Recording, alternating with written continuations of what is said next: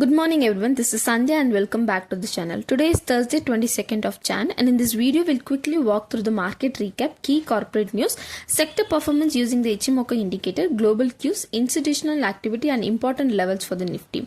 Let's start with the corporate earnings and specific actions. In Q3 FY26, Eternal reported a strong set of numbers. The company posted a revenue of over 16,300 crore with EBITDA came in around 368 crore, comfortably beating Bloomberg estimates.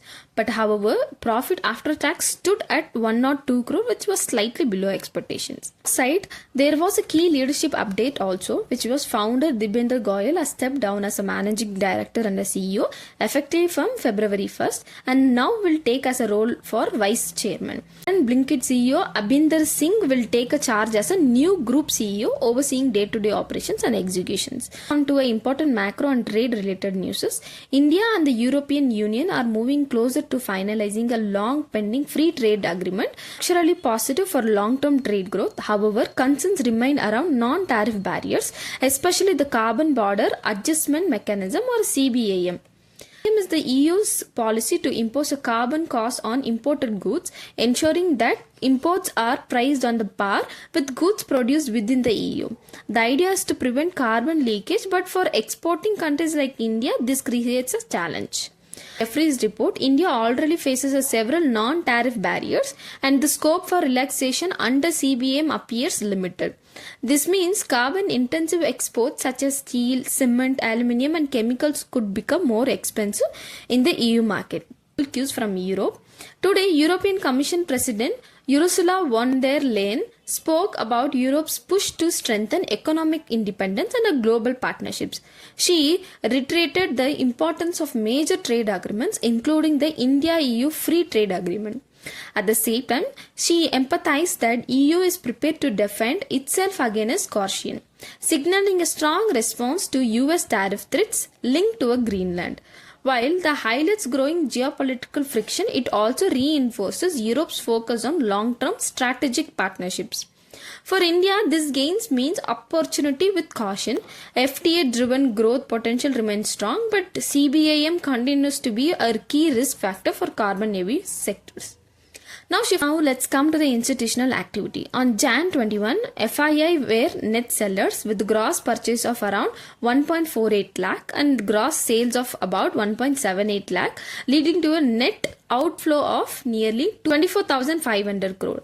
In contrast, DII were strong buyers with overall net inflow of roughly 22,300 crore.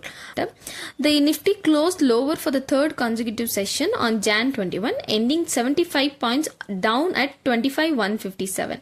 A decline of 0.30%. The 25,000 level has now emerged as a crucial make or break support zone, where Nifty holds above 25,000 would see a technical recovery or relief rally, especially as markets position themselves ahead of the union budget.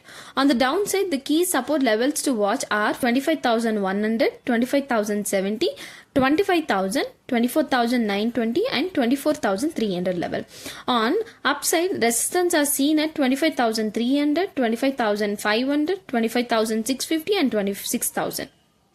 On Bank Nifty, which had been comfortably holding above its upward sloping trend line on the daily chart, eventually gave up away and closed below it, ending the session at 58,800, down by 1.02%. Where the supports were placed at 58,500, 58,635, 58,290 and 57,725 level, where upside resistance were placed at 59,070 and 59,500. So keep a close watch on how index behaves near 25,000, as this will likely to decide the next short-term trend for Nifty. Before we wrap up, let's quickly look at the stocks to watch for tomorrow, as it's going to announce another busy Q3 results day. Companies announcing results include Bandhan Bank, Adani Energy Solutions, CAMS, Mphasis among others. I've also attached the top gainers and losers for the day for your reference. That's all for the day. This video is strictly for educational purposes only. I'm not a SEBI registered advisor. Please do not make any investment decision based on this content. If you found this video useful, do like, subscribe to the channel and leave a comment. It truly motivates me to do more research and bring you a better insights every day. Thank you for watching and have a great day.